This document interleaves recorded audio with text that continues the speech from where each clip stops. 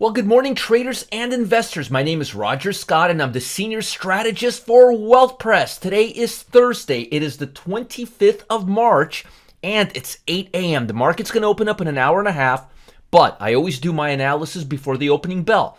We've got big Fed data today. We've got jobless claims. Now, the number's been fluctuating, I should say, between 700,000 and 800,000 claims. And every time we go below 700 or close to 700, we go back up. Every time we go up to about 800, 805, we go back down. I'm really hoping we can finally, a year and 2 weeks after COVID first broke, we can get jobless claims to start coming down. I mean, this is ridiculous. Ridiculous. Look at this. 770. Before that, the 4-week moving average is 746. See, it falls back down. We get a little lower number. We start getting 705, 710, and then it goes to 790 or 780. So I'm hoping, fingers, toes crossed, that the number will be at 695, 705,000. That would be really good. That comes out in about 29 minutes. And another report comes out is the GDP, which is the biggest report of the quarter, and it'll tell us how much we've expanded. Now, this is a very interesting report because if it tells us the consensus is 4.1%, that was the prior growth. If we're growing slower, right? Think about this for a minute. How is that going to impact the long bond? If we're growing faster, if we're expanding faster, how's it going to impact the long bond? In theory, theoretically, if the GDP is, argument's sake, let's say it's 4.5 or 5% growth. Okay, I don't think we're going to get there. That means the economy's really expanding. And that means it's okay to raise interest rates, right? If we raise interest rates, then bonds go down. So if the number's really positive, if it's telling us that economy is expanding, this number's going to go down because bonds and interest rates are inverse. If the GDP is lower and if it's telling us economy is not growing fast, if the number is, let's say, 3.5, then interest rates will probably go lower and bonds will probably go higher. Again, interest rates go lower, bonds go higher. If interest rates go higher, bonds go lower. So if the economy is weak, we won't be able to handle higher interest rates, right? And if we can't handle higher interest rates, if interest rates go down, bonds go up. Conversely, if economy heats up and goes on this side, then we can handle higher interest rates and interest rates will go up and bonds go down. If you need to rewatch this, please do. It's inverse. Interest rates and bonds are inverse. But I'm explaining you the impact of the bond, and this is really important because right now the bond market and the NASDAQ are locked into each other. So we've got the GDP and we've got the employment data. And those two reports are coming out at 8:30 today, and I would keep your eye on the bond market. The TLT is already trading kind of flat, not really doing anything. The futures right now are down. The NASDAQ is down, the Dow's down 100 points, the Russell's down. So the market is down ahead of the big report. Now, let's talk about global economy, and then I'll talk about technicals. I haven't talked about global economy for a few days. There just hasn't been enough goodies to talk about. World shares were mixed Friday. U.S. futures are a little bit higher. I don't know if they're higher. They're lower, actually, as you could see here. This is overnight, so things could have changed. Oil prices fell back after surging 6% on Wednesday on concerns over disruptions to shipping from skyscraper-sized cargo ship wedged across Egypt's Suez Canal. I think that was really interesting. I can't imagine that one ship would have that type of a impact, but they say it's a skyscraper-sized cargo, so what do I know? U.S. Securities and Exchange said Wednesday it was adopting interim rule. This is very interesting, and it may impact Chinese companies, that some foreign companies must provide documentation to show they are not owned or controlled by a government entity. I think that's very smart, and that's going to impact China.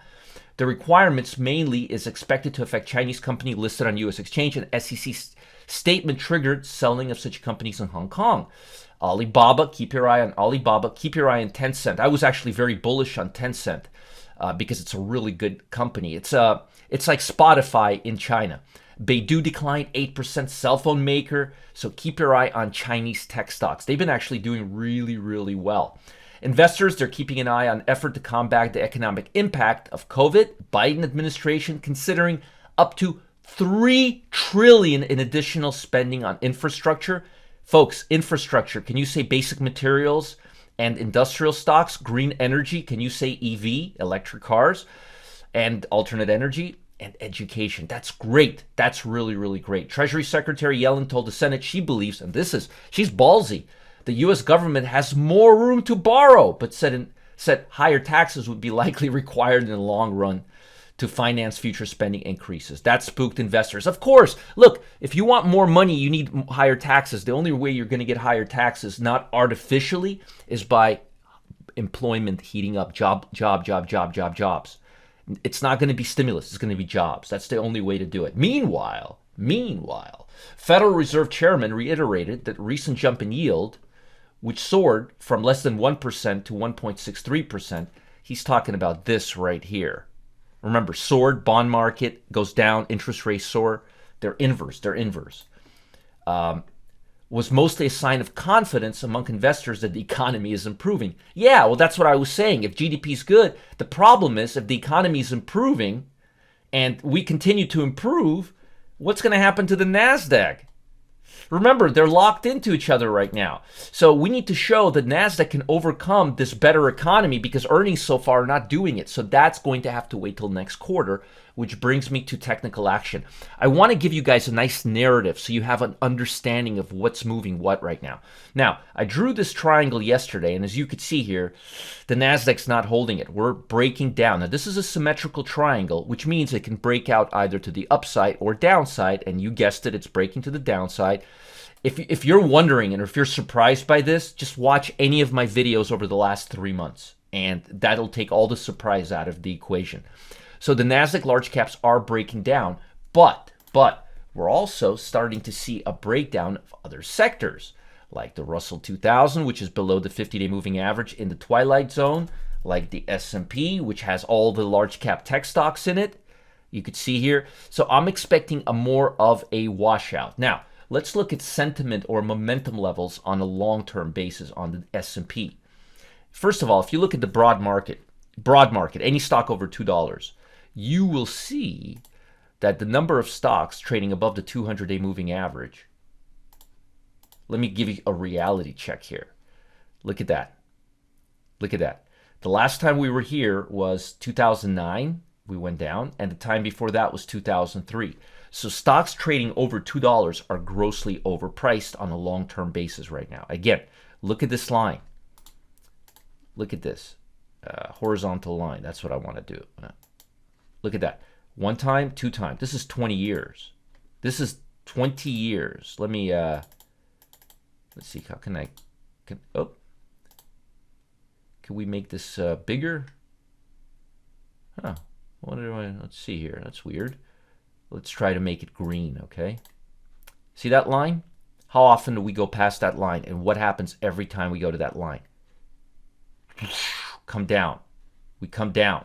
Takes some time, but even if we go from here to here, that's 43%. That would put the S&P like somewhere right here. So I think we're going to see more of a shakeout. And if you look at the S&P momentum levels, I think they look very, very similar. I've been looking at NASDAQs lately, but let's look at the S&P. Oh, wow, 87%. Look at this. Whew. Wow. Look at that. I guess Troy, my assistant, already did this. Look at that. Look at it, 20 years. Look at where we're at right now. Yeah, we can go back, but what will that do? I mean, we're like this right now.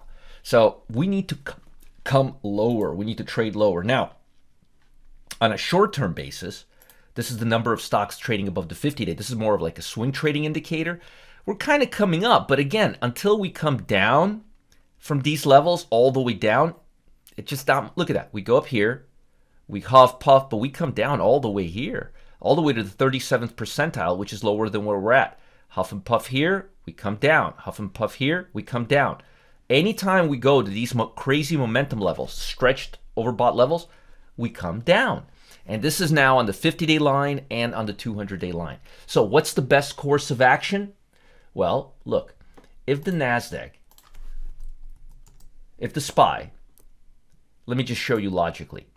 If the SPY is trading below the 50-day moving average,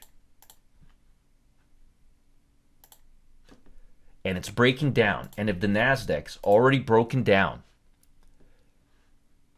and if the if the Russell is breaking down, then the best course of action is to find stocks that are breaking down further, that are breaking down from this level. That means they are the weakest relative strength-wise. What do I have here for you? Stocks that are breaking down. I got a bunch of them for you. Take a pen, take a paper. All of these stocks are breaking down. First of all, four bar high. These are all breaking down. Which ones do I really like for a short? HELE. Look at this thing. This thing looks like it's ready to break down and go back to the 175 level from the 206 level. Zendesk. Zendesk looks like it's ready to break down. Look at this. Just hit the 90-day line. Look at this thing. This thing can go all the way down to 82. We've got AVLR. Look at this thing. Made an all-time high a while back. Breaking down right now. Next level below this is 117, and then after 117, you got 89. You may have to rewatch this video, but as you can see here, there's a lot of opportunities here. Plan, Zen, AVLR, Band. I like Band. It's really nasty. And HLE. I don't know about this RPD or Prosi, but I know Plan, Zen, AVLR, Band, HELE. Now, here's what you could do. You could buy a little bit of each one of them. Oh, excuse me, sell a little bit of each one of them and create yourself a little hedge to the way down based on all of the stocks breaking down. And there's one more here that I really like. There's another breakdown here, 90-day breakdown. Here's the 90-day breakdowns. Again, Plan is on here. We just saw that. Pinduoduo's on here. Look at that. Breaking down. JD's on here. Chinese stocks are breaking down right now. Unity Software, Snow, Tal. Oh, I told you about this one a while when it was like down here. It went down further. But all of these stocks are breaking down right now. Light. So again, you've got Plan, you've got Pinduoduo, you've got JD, Array. I told you about this one yesterday. Unity Software, Snow. Let's see, Light. Iova. I told you about this one yesterday. Dada. That's a nasty one. And again, just rewatch this video and get all the ticker symbols. And here's what you need to do. Close reach the new 90-day low. Just put this into Stock Fetcher, and you'll have a field day. But again, these are some short candidates for you. Plan, Pinduoduo, JD, Array, Snow, Unity, Dada, Light. These are all short opportunities, 90-day lows. Because remember, if the stock market's trying to get to 90-day lows, and if these stocks are already at a 90-day low, that means they have weaker relative strength. And if they have weaker relative strength, they're the perfect stocks to trade lower or short because they're going to have weaker relative strength than the rest of the market. Now, folks, I've got something big for you. Important, timely. For over 90 years, that's right, 90 years, Wall Street insiders have banked billions in secret with the power of an unstoppable profit formula discovered by two Dutch physicists. But now, I'm breaking the code of silence to share how it works. That's right. And I'm here to show you how anyone can target red-hot profit opportunities every 2 weeks or less before they explode. Folks, what I'm about to reveal is going to shock you. I'm not kidding. Follow the link below. Check out this formula. See this formula in action. Anyone can target red-hot profit opportunities every 2 weeks or less before they explode. Follow the link below. Check out this formula now. Remember, for 90 years, over 90 years, Wall Street insiders, they've been banking on this. And I'm talking billions in secret with the power of this unstoppable formula. Follow the link below. Make sure you click on the link below to see this formula in action. You cannot afford to miss out. This is really, really cool. And make sure to like this video, subscribe to this channel if you're watching on YouTube. Stay ahead of the market by being the first to be notified when we post our next video. And most importantly, you don't want to miss this discovery. Billions have been made over the last 90 years using it. You've got to check it out. What I'm going to reveal is going to shock you. Follow the link below. See this formula in action. And have a great day. Bye, everyone.